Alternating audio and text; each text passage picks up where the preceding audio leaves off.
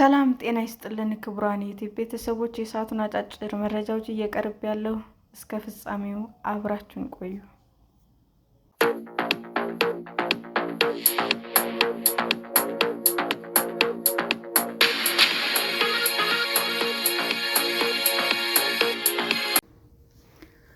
በጋምቤላ በአንድ ቀን ብቻ ከ100 በላይ በጦር መሳሪያ የቆሰሉ ሰዎች ለሕክምና መምጣታቸው የድንበር የለሽ የሐኪሞች ቡድን አስታወቀ። በጋምቤላ ክልል በቀጠለው ግጭት ረቡዕ ዕለት ብቻ ከ100 በላይ በጦር መሳሪያ የቆሰሉ ሰዎች ወደ ሕክምና ተቋማት መምጣታቸውን ዓለም አቀፍ ድንበር የለሽ የሐኪሞች ቡድን አስታወቀ። በጋምቤላ ከ2 ሳምንት በላይ በዘለቀው ግጭት በርካቶች ሕይወታቸውን ማጣታቸውን ዓለም አቀፉ የድንበር የለሽ የሐኪሞች ቡድን አስታውቋል። ቡድኑ ታኅሳስ 15 2018 ዓ.ም ባወጣው መግለጫ ረቡዕ ዕለት ብቻ ከ100 በላይ በጦር መሳሪያ የቆሰሉ ሰዎች ወደ ሕክምና ተቋም መምጣታቸውንና በሚቀጥሉት ቀናትም ግጭቱ ከቀጠለ በርካቶች ይመጣሉ ብሎ እንደሚጠብቅም አስታውቋል። ኤምኤስኤፍ እንደ አውሮፓውያን አቆጣጠር በ2014 ጀምሮ በኢትዮጵያ ጋምቤላ ክልል ለሚገኙ ስደተኞች የሕክምና አገልግሎት ሲሰጥ ቆይቷል። የጋምቤላ ክልላዊ መንግስት በክልሉ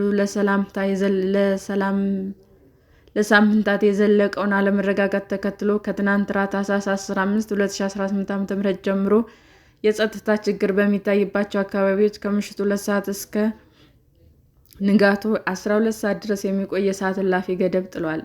የክልሉ መንግስት የሰዓት እላፊ ገደቡን ይፋ ባደረገበት መግለጫው ላይ በክልሉ አሁን ላይ ስላለው የጸጥታ ሁኔታ ተጨማሪ ያለው ነገር የለም። በክልሉ የተከሰተውን የጸጥታ መደፍረስ ለመቆጣጠር በሚል ከህዳር 30 2018 ዓ.ም አንስቶ ከጸጥታ አካላት ውጭ ማንኛውም ተሽከርካሪና ሰው ከምሽት 1 ሰዓት በኋላ እንዳይንቀሳቀሱ የሚከለክሉ የሰዓት እላፊ ገደብ ጥሎ ነበረ።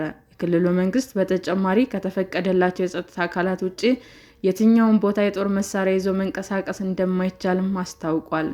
ድንበር የለሽ የሐኪሞች ቡድን ባለፈው ሳምንት ረቡዕ በግጭቱ ለቆሰሉ ታካሚዎች እኩሌ የስደተኞች መጠለያ ውስጥ የሕክምና እርዳታ መስጠት በጀመረ በ48 ሰዓት ውስጥ ከባድ የመቁሰል አደጋ የደረሰባቸው 19 ሰዎች ጨምሮ 50 ቁስለኞች ማከሙንም ገልጿል። አክሎም ባለፉት 7 ቀናት ከ150 በላይ ቁስለኞች ተቀብሎ ማከሙንም አስታውቋል። ኩሌ ስደተኞች መጠለያ ወደ 55,000 የሚጠጉ ደቡብ ሱዳናዊ ስደተኞች የያዘ ሲሆን በመጠለያ ጣቢያውም የመጀመሪያ ደረጃ እና ሁለተኛ ደረጃ የጤና አገልግሎት ይሰጣል። ድንበር የለሽ የሐኪሞች ቡድን በቁስለኞች ብዛት ሳቢያ የጋምቤላ ከተማ ሆስፒታል ሳምንቱን ሙሉ የተመላላሽ ሕክምና አገልግሎት ማቆሙን እና ሌሎች የሕክምና አገልግሎቶች መስተጓጉላቸውን ጠቅሷል። ግጭቱ ከጀመረ ወዲህ የበርካቶች ሕይወት መጥፋቱን፣ የአካል ጉዳት መድረሱንና ግጭቶች በዚህ ከቀጠሉ ወደ ሕክምና ጣቢያው የሚገቡ ቁስለኞች ታካሚዎች ቁጥር ሊጨምር እንደሚችልም ቡድኑ በመግለጫው ላይ ገልጿል። በጋምቤላ ስላለው ግጭት እስካሁን የምናውቀው የጋምቤላ የመጀመሪያ ደረጃ ሆስፒታል ስራ አስኪያጅ ሮን ጎዬ ለቢቢሲ እንደተናገሩት በክልሉ ታኅሳስ 15 2018 ዓ.ም የመንግስት መኪናና አምቡላንስ ላይ ጥቃት ተፈጽሞ ጉዳት ከደረሰ ወዲህ 19 ሰዎች በጥይት ተመተው ወደ ሆስፒታል መምጣታቸውን ተናግረዋል። መኪናው ላይ በተፈጸመው ጥቃት 5 ሰዎች ሲገደሉ በከተማ ውስጥ በነበረው የጸጥታ መደፍረስ ተጨማሪ 5 ሰዎች ሞተው ወደ ሆስፒታል መምጣታቸውን ኃላፊው ጨምረው ተናግረዋል። ከታኅሳስ 15 የመንግስት መኪናና አምቡላንስ ላይ ጥቃት ተፈጽሞ ከተጎዱ መካከል 4 ሴቶች መሆናቸውን የጠቀሱት ኃላፊው ከተማ ውስጥ በተፈጠረው ግጭት ግን የተጎዱት በሙሉ ወንዶች ብቻ መሆናቸውን ተናግረዋል።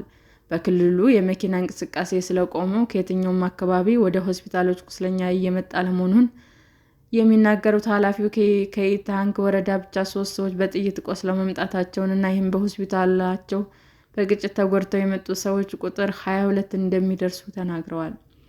የክልሉ ዋና ከተማን ከተለያዩ አካባቢዎች ጋር የሚያገናኙ መንገዶች በጸጥታ ስጋት ምክንያት ዝግ መሆናቸውን ኃላፊው ጨምረው ገልጸዋል። የክልሉን ጸጥታ የፌዴራል ፖሊስና የመከላከያ ሰራዊት ተረክበው እየተቆጣጠሩ መሆኑን ቢቢሲ ያነጋገራቸው መንግስታዊ ያልሆኑ ድርጅቶች ሰራተኞች ተናግረዋል።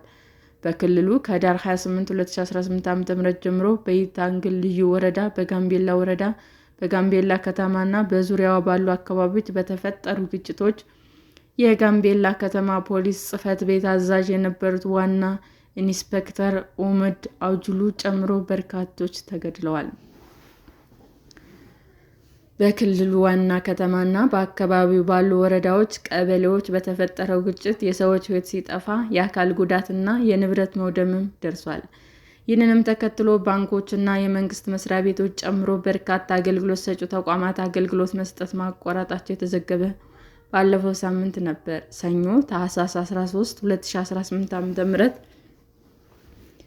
የኢትዮጵያ ሰብአዊ መብቶች ኮሚሽን የመከላከያና የፌዴራል የጸጥታ አካላት መሰማራታቸውን ተከትሎ አገልግሎት ሰጪ ተቋማት ስራ መጀመራቸውን ለቢቢሲ ተናግረዋል። በጋምቤላ ክልል በሚገኙ የስደተኞች መጠለያ ጣቢያዎች ውስጥ እርዳታ የሚያቀርበው የተባበሩት መንግስታት ስደተኞች ኮሚሽን ታኅሳስ 14 2018 ዓ.ም ባወጣው መግለጫ በአካባቢው በተፈጠረው ውጥረት ሳቢያ በክልሉ ለሚገኙ የደቡብ ሱዳን ስደተኞች የምግብ ስርጭትና የውሃ አቅርቦት ለጊዜው ተቋርጧል ብሏል። በጋምቤላ በሚገኙ የስደተኞች መጠለያዎች ዙሪያ በማህበራዊ መገናኛ ዘዴዎች ላይ የሚናዛው ሐሰተኛ መረጃ በአስቸኳይ መፍትሄ ካልተሰጠው ይበልጥ ውጥረት ሊያስከትል እንደሚችል ድርጅቱ ባወጣው መግለጫ ላይ አስጠንቅቆ ነበረ። በክልሉ የተከሰተውን ግጭት ተከትሎ የጸጥታ አካላት ተሳትፈዋል ያሏቸውን አካላት በቁጥጥር ስር እያዋሉ መሆኑን የገለጸው የክልሉ መንግስት እስካሁን ድረስ ምን ያህል ሰዎች በሕግ ቁጥጥር ስር እንደሚገኙ ያለው ነገር የለም። ኢሰመኮ ታኅሳስ 12 2018 ዓ.ም ባወጣው መግለጫ በክልሉ በተለያዩ ጊዜ የሚፈጠሩ ግጭቶች በዘላቂነት ለማስቆም፣ ተጠያቂነት ለማረጋገጥ እና ወደፊት ተመሳሳይ የሰብአዊ መብቶች ጥሰቶች እንዳይከሰቱ ለመከላከል የፌዴራሉ እና የክልሉ መንግስታት ተገቢውን እርምጃ ሊወስዱ ይገባል ብሏል።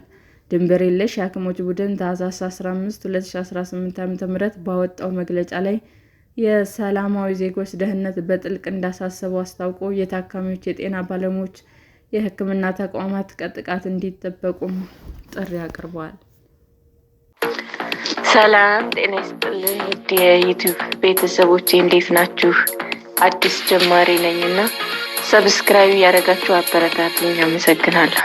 ክቡራን የዩቲዩብ አድማጮቻችን ለሰዓቱ ያቀረብኩላችሁ አጫጭር መረጃዎች ይህንን ይመስል ነበር። በሌላ መረጃ እስክንገናኝ ሼር፣ ላይክ፣ ሰብስክራይብ እንዲሁም ቢቀርብልን የምትሉት መረጃ ካለ ኮመንት እያደረጋችሁ ቸር ቆዩን።